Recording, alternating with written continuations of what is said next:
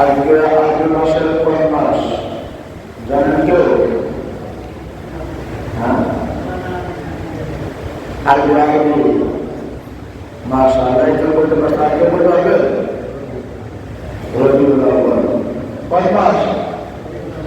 রবিউল আউয়াল।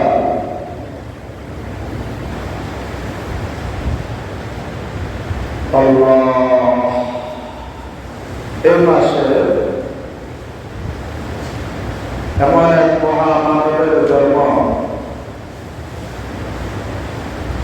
যেটাকে নবীর সরদার বলা হয়, ইমামুল মুরসালিন বলা হয়, রাহমাতাল লিল আলামিন বলা হয়, সাইয়্যিদুল মুরসালিন বলা হয়, ইমামুল আম্বিয়া বলা হয়, খাতামান নবিয়্যিন, শাফিউল মুজতাহিদিন, আহমদ মুস্তাফা মুহাম্মদ মুস্তাফা সাল্লাল্লাহু আলাইহি ওয়াসাল্লাম। এই মাসেতে জন্ম তোমার, এই মাসেতে মৃত্যু। ইন্নাকা মাইয়্যিতুন ওয়া ইন্নাহুম মাইয়্যিতুন।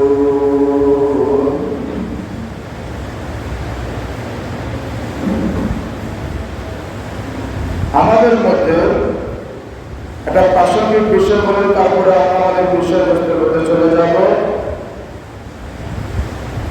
রবিউল আউয়াল মাস আসলে আমাদের মধ্যে দুই ভাগ হয়ে যায়। কয় ভাগ হয়ে যায়? এক ভাগ তো আমরা আছি মিলাদুন নবী, আরেক ভাগ আমরা আছি ঈশা সিরাতুন নবী সাল্লাল্লাহু আলাইহি ওয়াসাল্লাম।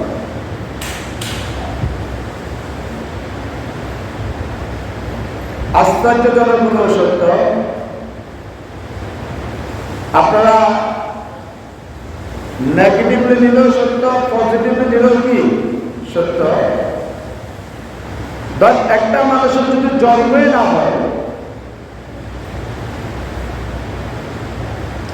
একটা মানুষের যদি কি না হয়, জন্মই না হয়, তো মৃত্যু আসলে করতে হবে। বিষয়টা মস্তজাল না।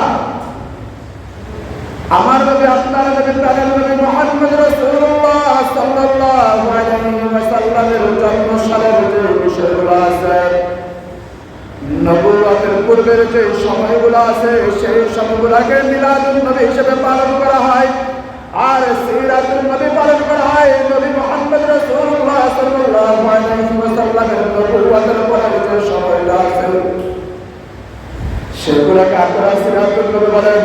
কিন্তু আমার প্রশ্ন হইল, নবুয়তের 40 বছর বয়স পর্যন্ত যে হায়াতটা নবী মুহাম্মদ রাসূলুল্লাহ সাল্লাল্লাহু আলাইহি ওয়াসাল্লামকে আল্লাহ তাআলা দিয়েছেন, এখান থেকে কি শিক্ষা কি কিছু আছে কি নাই? নবী মুহাম্মদ রাসূলুল্লাহ সাল্লাল্লাহু আলাইহি ওয়াসাল্লাম যখন আম্মা জান আমিনার গর্ভে চলে গেছেন, সেখান থেকে তো শিক্ষা শুরু, সেখান থেকে তো শিক্ষা শুরু। যারা এই সমস্ত অতীত বাড়াবাড়িগুলো করে, দুই পক্ষই কিছু মানতেছে, কিছু মানতেছে না। এজন্যই আমাদের মধ্যে কেউ যদি এমন থাকে, আল্লাহ তাআলা আমাদেরকে সমস্ত ফিতনা, বাড়াবাড়ি, রাগারাগি থেকে বিরত থাকার তৌফিক দান করুন। সকলে আমিন। আমাদের আজকের জুমার আলোচনা, আমরা গত জুমার আলোচনা করেছিলাম আযানের গুরুত্ব, আযানের ফজিলত, আযানের উপকারিতা নিয়ে। কোন ব্যক্তি আযান দিতে পারবে, কোন ব্যক্তি আযান দিতে পারবে, আযান দেওয়ার জন্য শর্তমালা কি? আজকে এই বিষয়ের উপরে কিছু কথা বলার চেষ্টা করবো ইনশাআল্লাহ। দোয়া চাই, দোয়া করবেন আল্লাহ তাআলা যেন তৌফিক দান করেন।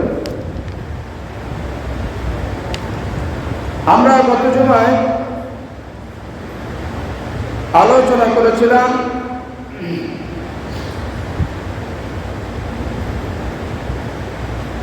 কিছু শব্দ দ্বারা, কিছু কালেমা দ্বারা, নির্দিষ্ট কিছু কালেমা দ্বারা, নির্দিষ্ট কিছু শব্দ দ্বারা যে আহ্বান করা হয় তার নাম হলো আযান, যে ঘোষণা করা হয় তার নাম হলো আযান। এখন এই আযানটা কিভাবে আসলো জানতে হবে না? কে কে জানেন এই আযানটা কিভাবে আসে? কেউ জানেন? মাশাআল্লাহ, একজন করছে, দুইজন, মাশাআল্লাহ, তিনজন। পুরো আলেম মানুষ হাত না করলে স্যার বেরিয়ে আলেমরা জানে, আলেমরা ঘুমানো আর আম লোকের নফল নামাজ পড়ায় সমান। এটা আমার কথা না, নবী মুহাম্মদুর রাসূলুল্লাহ সাল্লাল্লাহু আলাইহি ওয়াসাল্লামের বাণী। আল্লাহ রাসূল সাল্লাল্লাহু আলাইহি ওয়াসাল্লাম যখন আম্মাজান আয়েশার ঘরে অবস্থান করতেছেন, এমন সময় সমস্ত সাহাবায়ে কেরাম একত্রিত হলেন। তখন পর্যন্ত হযরত ওমর রাদিয়াল্লাহু তাআলা আনহু একত্রিত হন নাই। সকলে মিশে পরামর্শ করতেছেন যে কিভাবে মানুষকে নামাজের দিকে আহ্বান করা